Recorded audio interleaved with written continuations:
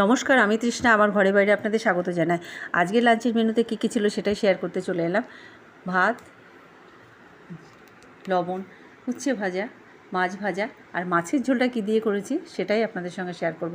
এটা আমার মায়ের হাতের মাছের ঝোল, পটল দিয়ে মাছের ঝোল। আগের দিন করেছিলাম ঝিঙে দিয়ে, আজকে পটল দিয়ে, আর তার সাথে একটু পনিরের তরকারি, চাটনি। তো মাছের ঝোলটাই পটল দিয়ে গরমকালে ভীষণই ভালো লাগে, আর পটল খাওয়াও খুব উপকার, ঠান্ডা, পেট ঠান্ডা থাকে। তো আপনারাও করে দেখবেন। আর ট্যাংরা মাছ দিয়ে পটল দিয়েও ভীষণ ভালো লাগে গরমকালে। তো পাতলা ঝোল এইভাবে আমি বাড়িতে সবসময় করি, আপনারাও করে দেখবেন। তো খুব ভাল লাগে, ভীষণই ভালো লাগে।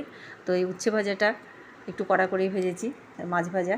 আর চাটনি আমার আগের দিনে চাটনি করা ছিল, সেই চাটনিটাই আজকে আমি মেনুতে চালিয়ে দিয়েছি।